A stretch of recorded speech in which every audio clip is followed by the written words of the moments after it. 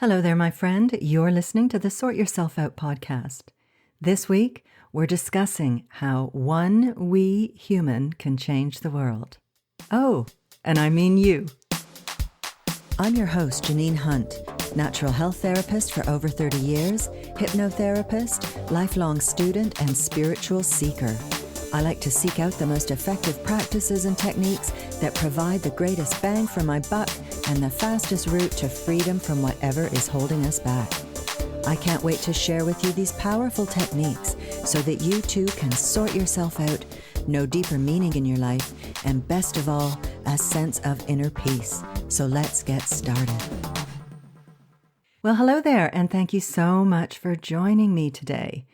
We are going to discuss in this episode how one little human can change the world. Now, many of us feel so powerless, especially today in the face of this world crisis we're all living through. And each of us, although we feel insignificant and powerless, we really do have the power to change the world. We might make changes in our lives individually, and then that will have an effect on the lives of others, the other people in our sphere of influence. Or we could be someone who is especially powerful, say a powerful figure on the world stage. And in that sense, we will have a much greater impact on the world. However, our real power lies in our collective power as a group. Margaret Mead said, "Never doubt that a small group of thoughtful, committed citizens can change the world. Indeed, it is the only thing that ever has." So we see there that we have a power individually. We can certainly make changes in our own lives. But it's when we come together as a group that our power increases exponentially. So I want to look today at some of the ways that we can make a difference in the world and therefore have more of an impact and more power to change the world. So my first suggestion here is that we need to take responsibility for our actions. And so that means that we need to stick to our values. We need to put our money where our mouth is. And so that could mean that perhaps we don't support and buy from companies that go against our values, or companies that are destroying the world and subjugating humanity. We all know that there are plenty of massive corporations out there, and the bottom line is money. And they don't care about destroying the planet and the fact that we might need that rainforest. They're the lungs of the earth, things like that. So we need to take responsibility and make choices that are going to support our values and to support life, basically. It's pretty obvious looking around the world that there are influences that are not for our benefit. So it's up to us to use our discrimination and our discernment and to act upon those according to our own consciences, right? And this is really part of growing up and personal development and growing spiritually. And that is that we accept responsibility for our own lives and the world that we are creating collectively via our choices and actions. We can't just sit back and leave it to everyone else. We each have a part to play in this, in accepting our responsibility and living up to our values. So if we want the world to advance, if we want our lives to advance, it requires us to take responsibility. Next, we also need to learn to think for ourselves and not necessarily accept and believe everything that we are being told. mainly by the mainstream media. We need to educate ourselves, to do some research, and to look into other outlets of information so that we can have a better idea of what's really going on in the world. It's really tough at the moment. There is just so much misinformation, and it's really easy to feel overwhelmed because you just don't know what or who to believe. And once again, this is where we need to use our powers of discrimination. We need to think about what makes sense to us on a gut level. What is right? You know, there are a lot of powers out there seeking to control humanity and the actions of humanity. And it's not so that we will evolve, okay? This is always about money and power and influence. It's not for altruistic purposes or for the well-being of humanity or the three sub-kingdoms in nature that make up our planet: mineral, vegetable, animal, and human, okay? So we've talked about this before, and this is that most of what we see in the world in terms of what's coming at us through the media, this is coming at us from the current viewpoint of the status quo. These are the vested interests of the institutions that have dominated public life for sometimes hundreds of years, or even thousands of years if we look at it in terms of the Piscean influence that has been dominating mankind for the past 2,000 years. So we are now in a period of transition where we are moving into the Aquarian dynamic, and we're moving away from the Piscean dynamic. So the Piscean dynamic was all about the ideals of patriarchy and paternalism and authoritarianism. And with the incoming Aquarian energies, we are moving toward an era of cooperation and inclusiveness and teamwork and a rapprochement of the entire human race. So there is a reorganization taking place. All of these old ideas that have been dominating us, the human race, for 2,000 years, are limiting us. These ideas have become limitations for the human race. Now, in episode 24, Who Are You and Why Are You Here, Part 2, I spoke about this extensively, and I spoke about the next stage of evolution for humanity, how we are destined to enter the kingdom of souls. So what does that mean? What's the kingdom of souls? Well, this is the ability to be in the world, but not of it. And in this way, we are alive in physical bodies here in the physical realm, in the material world, but we are operating from the consciousness of our souls, okay? So this is why it's called the kingdom of souls. It is souls literally in incarnation, in manifestation on the physical plane. And we can accelerate this through our own efforts, which contribute to raising the overall consciousness of the whole, of the one life.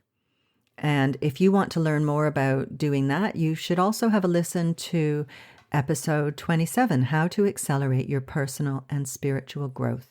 That's if you haven't already.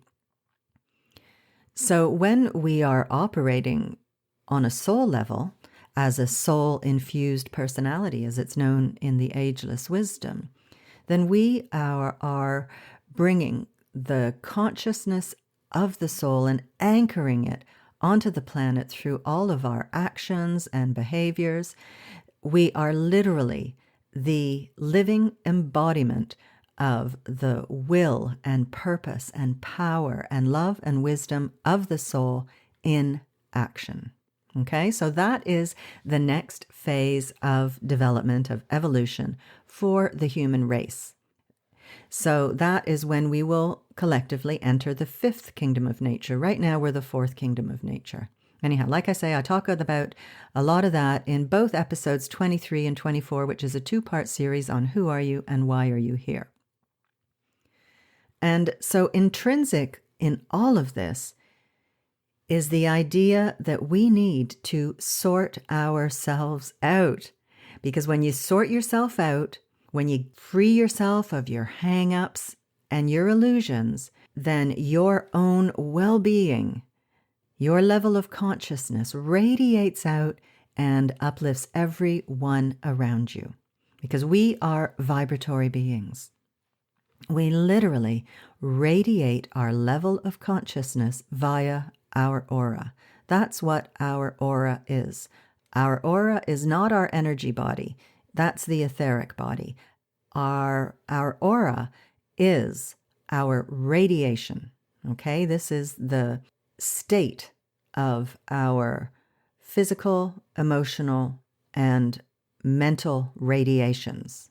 So when we sort ourselves out and free ourselves of our hang-ups and limitations and blockages, we become powerfully magnetic in uplifting the vibration of the whole. Now, Dr. David Hawkins talked about this in something that I think is absolutely fascinating.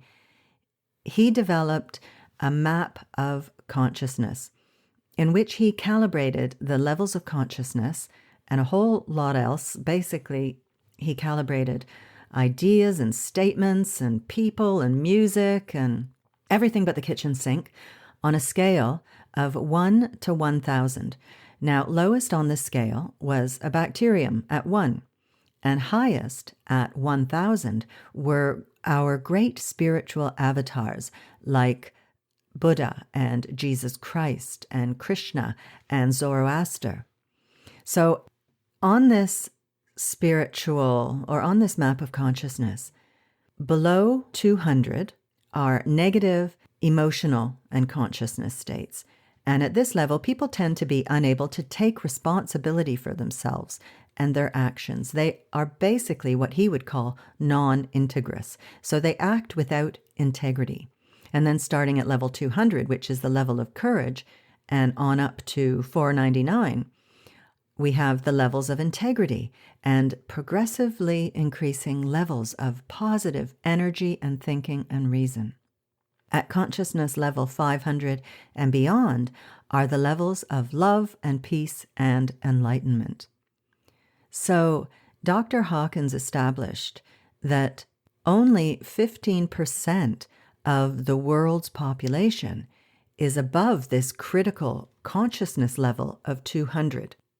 So although only 15% of the world's population is above the critical consciousness level of 200, the collective power of the 15% that is above 200 has the weight to counterbalance and offset the negativity of the remaining 85% of the world's population. Now, I think that is just a fascinating idea and a really good demonstration of how our own attitudes and our own vibration affects everyone else, the world around us, the people that are within our lives, and also just the overall vibration of the whole. So he worked out that one human at the level of goodwill at around 300 counterbalances 90,000 humans below 200. And one human at 400, which is the level of reason, counterbalances 400,000 humans below 200.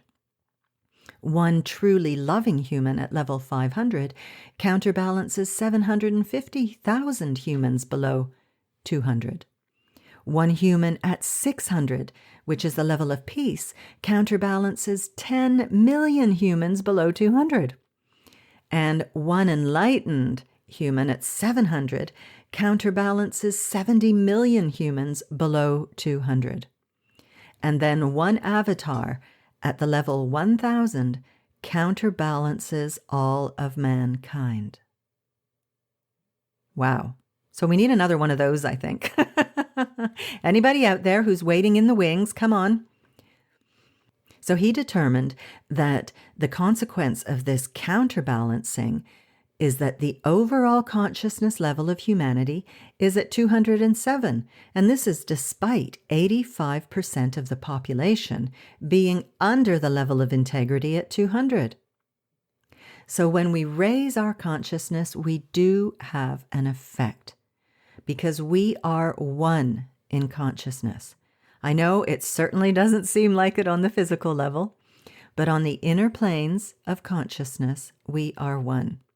As Dr. Hawkins says in his book, Truth versus Falsehood, consciousness is the unlimited, omnipresent, universal energy field, carrier wave, and reservoir of all information available in the universe, and more importantly, it is the very essence and substrate of the capacity to know or experience.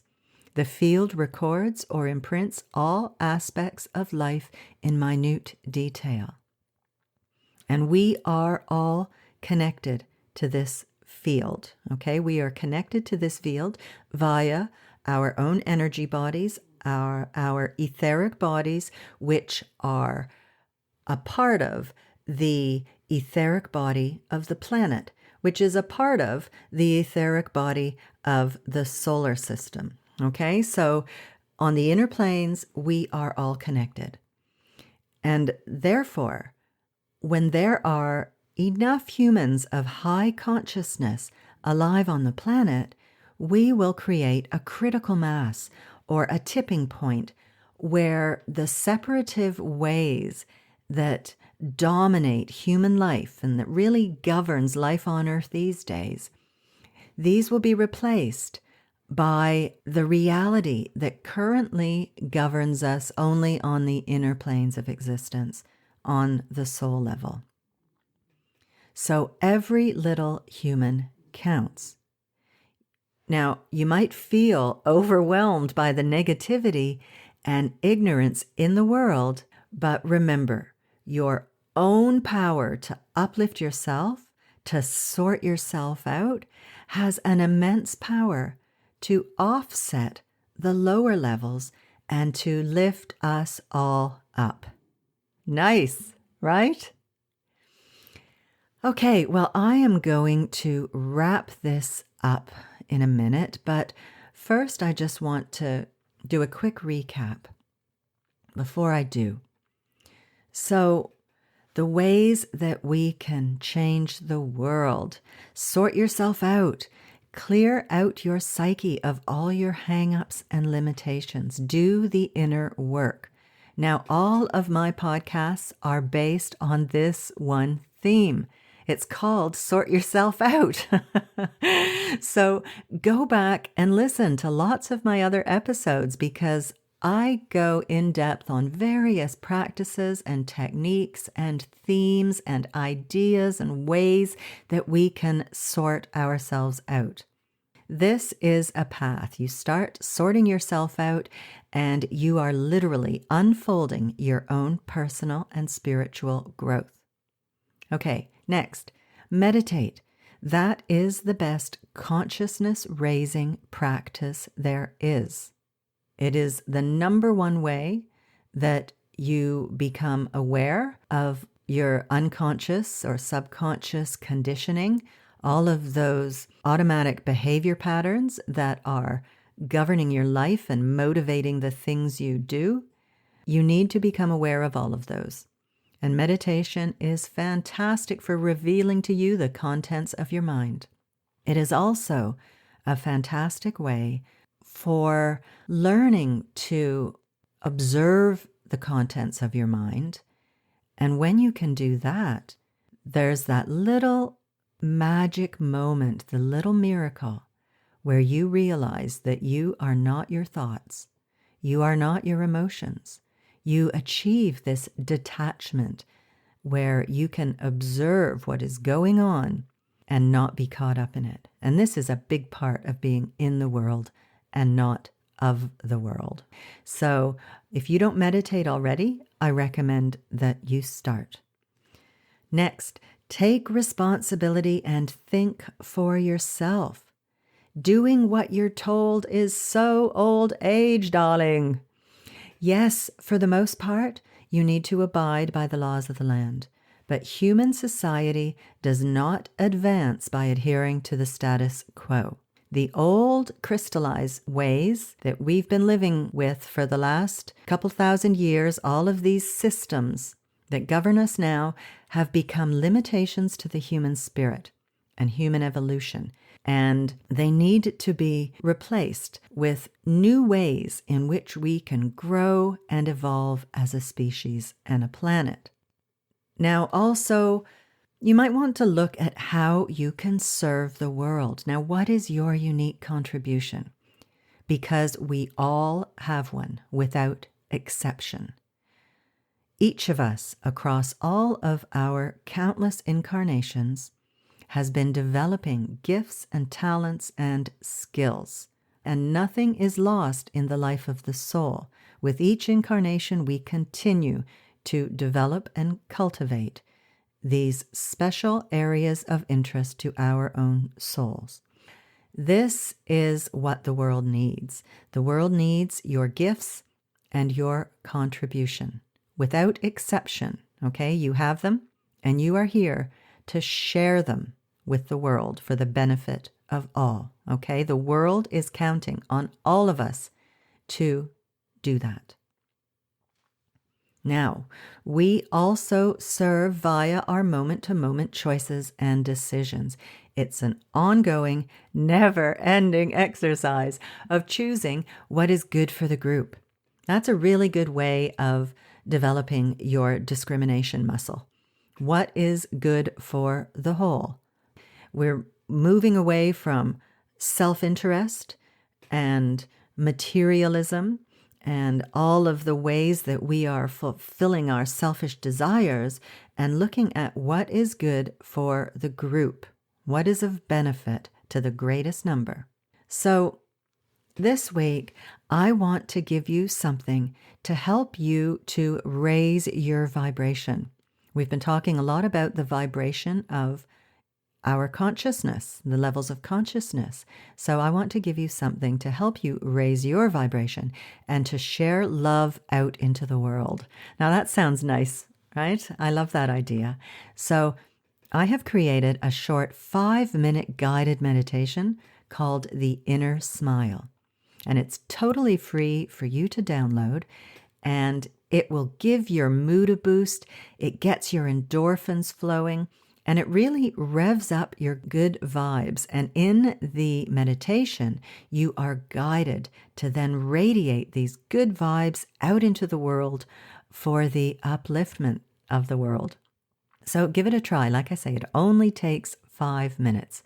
I'll put a link to it in the show notes, or you can get it at theinspirationcloud.com/SYO30.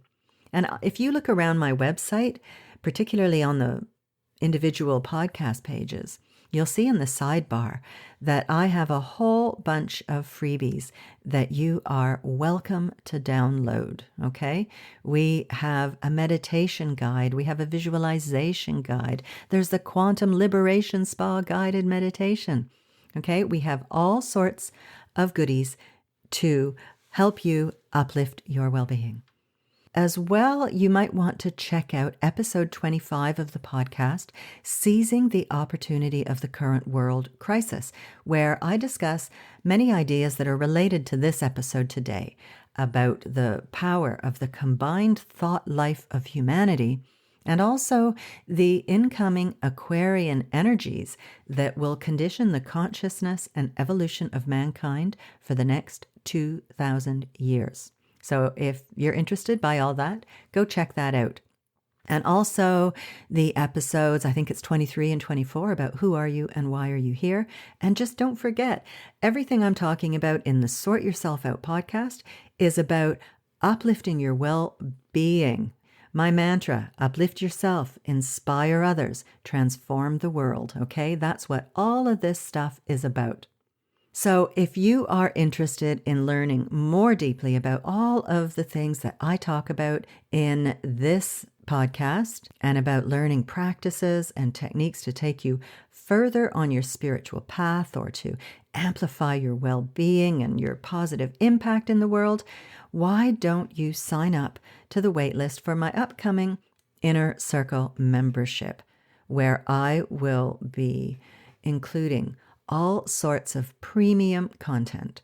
So go on over to theinspirationcloud.com/membership to get on the wait list, and I'll keep you in the loop. I am busy at the moment beavering away, creating all sorts of goodies that are going to be in this membership. It's going to be a huge library of all sorts of goodies to help you lift yourself up, to improve your well-being, and to have a powerful impact in the world. Okay, my friend, that is all for today. Thanks so much for listening and for spending your time with me. I really do appreciate it. So take care, have a fantastic week, and I'll see you next time. Bye-bye. Thanks so much for listening to the podcast. I really hope you found it helpful and full of uplifting ideas that you can put into practice in your life. And if you have, chances are your friends and family will too. So please share it with them on social media.